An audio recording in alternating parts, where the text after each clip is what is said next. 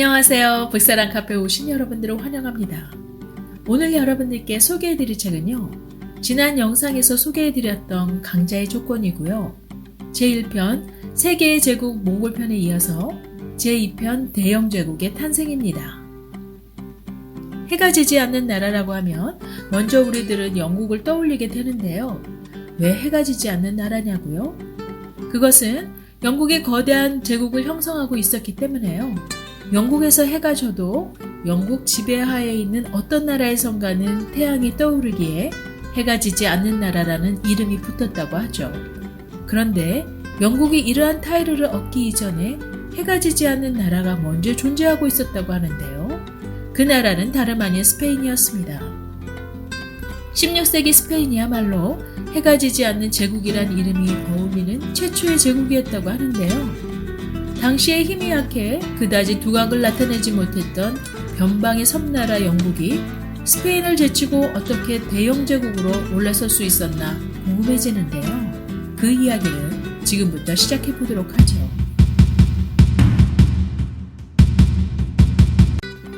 16세기 스페인은요, 지금의 스페인 영토보다 전 세계에 걸쳐 영토를 지배하고 있었는데요. 1492년 크리스토퍼 콜럼버스가 스페인의 지원으로 아메리카 대륙을 발견할 때 다른 유럽의 열강들은 아직 신대륙에 눈을 뜨지 못한 상태라서요. 사실상 아메리카 대륙 거의 전부가 스페인 지배하에 있었고요. 이외에도 필리핀과 스페인 국왕 펠리페 2세가 포르투갈 국왕도 함께 겸하고 있었기에요. 포르투갈 식민지 하에 있었던 인도양과 아프리카 연안까지도 모두 스페인 영향력 아래 있었습니다. 신대륙으로부터 들여온 금과 은뿐만 아니라요, 유럽에서 소비되는 대부분의 소금, 설탕까지도 펠리페 2세가 주도할 정도였고요. 당시 스페인 육군은 유럽에서 가장 강력한 군대로 알려져 있었다고 합니다. 1571년 오스만 투르크를 상대로 한 레판토 해전에서 대승을 거둠으로써 군의 막강함을 과시하면서요, 지중해도 스페인 영향권 아래 들어가게 됩니다. 16세기 유럽 전체 정황을 잠시 살펴보자면요. 16세기는 다른 말로 종교개혁의 세기라고 할 수 있는데요. 마틴 루터, 칼뱅, 크레머 등의 종교개혁자들이 나오기 시작했고요. 이들은 오랜 세월 유럽에 걸쳐 종교를 지배해오던 캐톨릭 교황청의 타락을 비난하면서 개혁을 부르짖었고요. 캐톨릭으로부터 독립해 나와 신교를 만들게 되죠. 이에 위협을 느낀 캐톨릭의 반격이 드디어 시작되면서 종교적 갈등은 왕조들 간에까지 번지게 되고 결국 살육으로 이어진 암울한 종교전쟁의 시대로 치닫게 됩니다.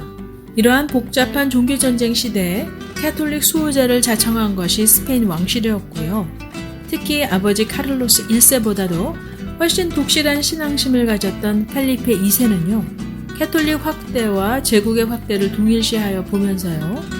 자신이 캐톨릭을 수호하는 것은 신이 자신에게 내린 사명으로 믿었습니다.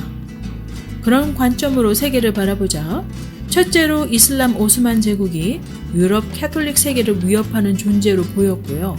둘째는 펠리페 2세 자신이 합스부르크가 후손으로서 선조로부터 상속으로 물려받은 네덜란드가 점점 신앙의 자유를 구실로 신교도들이 반기를 드는 것을 적으로 간주하게 되었고요. 셋째로 영국 헨리 8세가 개인의 사생활 문제를 구실로 해서 로마 교황청으로부터 독립하고 그의 딸 엘리자베스 1세가 왕위에 앉으면서 신교 국가로 탈바꿈하게 된 영국을 캐톨릭 수호자 펠리페 2세는 그냥 바라만 볼 수 없었죠. 더군다나 신대륙으로부터 약탈해온 황금과 은을 실은 보물선은요, 영국의 해적선으로부터 캐리브해 주변에서 공격을 당하곤 했죠. 펠리페 2세는 회유적으로 영국을 다시 캐톨릭 국가로 되돌리기 위해 엘리자베스 여왕에게 청혼하지만요. 결혼할 마음조차 없었던 엘리자베스 여왕은 그의 청혼을 거절하고 맙니다. 한편 영국 해적으로 이름을 날리던 프란시스 드레이크를 처벌해달라는 펠리페 2세의 요청에 오히려 엘리자베스 1세는 드레이크에게 기사자기를 내려주는데요. 영국 해적들의 배후는 여왕일 수 있다고 생각이 들게 한 것이 드레이크가 몰고 해적지를 일삼은 배가 여왕의 배였기 때문이라고 하는데요. 여왕이 배를 제공하며 후원하는 만큼 전투에서 얻은 전리품의 일부를 여왕에게 바쳤다고 합니다. 한마디로 동업을 했던 것이죠. 가난한 나라의 군주였던 엘리자베스 여왕은 해적선들이 가져다 주는 이윤도 무시할 수 없었다고 합니다. 거기에다 엘리자베스 여왕이 네덜란드에 있는 신교들을 지원하고 있었다는 사실은 또 한 번 펠리페 2세를 자극하게 돼서요. 급기야 스페인과 영국이 전쟁에 돌입하게 됩니다.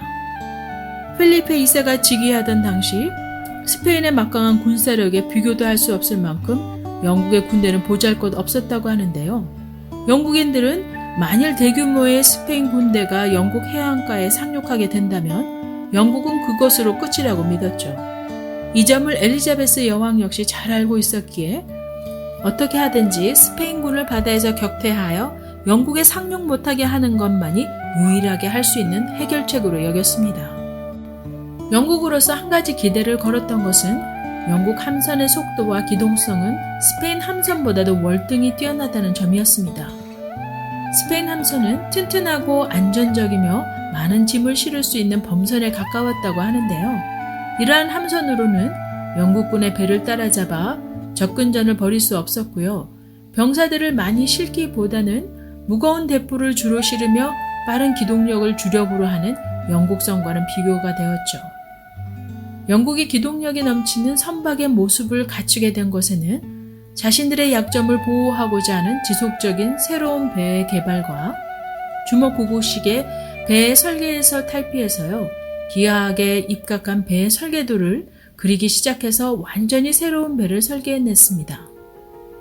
당시 최고를 자랑하는 청동대포를 사들이는데 경제적 여유가 없었던 영국은요. 자신의 나라에 충분히 있었던 철광석을 이용해 주철대포를 헨리 8세부터 제작하기 시작하는데요. 완성된 대포를 만들어내기까지 군인들의 목숨을 담보로 하는 무수한 시행착오를 겪으면서요. 결국 가볍고 값싼 대포를 생산할 수 있는 능력을 갖춤으로써 영국 군대의 취약점을 보강해 나가기 시작했습니다. 130여 척의 배와 보병까지 약 3만 명의 병력을 이끌고 드디어 1588년 스페인의 무적 함대는요. 리스본을 떠나 영국을 향해 진격합니다. 여기서 특이한 점은요. 해군임에도 불구하고 배를 조종할 순조원보다 보병이 훨씬 많았다고 하고요. 배 한 척에 보병 350명을 탑승시켰는데요. 대부분은 수령조차 할 줄 몰랐다고 하네요. 스페인은 기본적으로 적의 배에 가깝게 접근해 갈고리를 상대의 배에 걸어 적선에 뛰어들어가는 육박전을 벌이는 전술을 생각하고 있었는데요. 이러한 전투 방식은 고대로부터 내려오는 해전 방식이었다고 합니다. 영국이 이때 취한 태도는 결정적인 약점이 될 수 있는 보병 부족의 상황을 시도하지 않은 해전 방식으로 아예 바꿔버린 것이라고 할 수 있는데요. 전투에서 스페인군은 여전히 상대의 배에 갈고리 걸 기회만 노렸고요. 영국군은 함포 사격에 집중을 했죠. 이렇게 반복되는 상황 가운데 영국군은 심리전까지 동원해서요. 사람이 타지 않은 배에 화약과 포탄을 가득 실은 배를 무적 함대 근처에 보내서요. 뜨겁게 달구어진 대포와 포탄이 마구 떨어지자 스페인군은 공황 상태에 빠지면서 그들의 공격 대열이 무너지기 시작했습니다. 영국선들은 좀 더 가까운 거리로 접근하여 효과적인 포격을 스페인군에 가하기 시작했고요. 이에 맞서 스페인 군들도 용감히 싸웠지만요. 많은 스페인 병사들이 죽음을 맞이해야 했습니다. 겨우 60척의 배와 14,000명만이 스페인으로 돌아왔고요. 펠리페 2세의 영국 침략은 이로써 막을 내리게 됩니다. 이 전쟁에서의 승리는 영국의 정체성을 만드는 하나의 중요한 이야기가 되면서요. 영국은 19세기에 세계에서 가장 위대한 제국을 창조하게 됩니다. 펠리페는 기존 질서를 신뢰하는 사람이긴 했지만요. 근대성에는 그다지 관심이 없었다고 하고요. 혁신에 무관심했던 펠리페 2세의 선택은 그리 예외가 아닌 것이요. 작가님은 책에서 역사를 통해 자신이 지금까지 잘 해오던 것에 의지해 새로운 변화의 시도를 거부한 사례들은 아주 많았다고 합니다. 저는 강자의 조건을 쭉 읽어보면서요. 아무리 최고의 위치에 이른 나라라 할지라도 끊임없는 발전을 위한 노력과 새로운 기술들을 포용하는 데 게으르다면 항상 서 있는 위치는 바뀔 수 있다는 것을 확실히 배우는 계기가 되었습니다.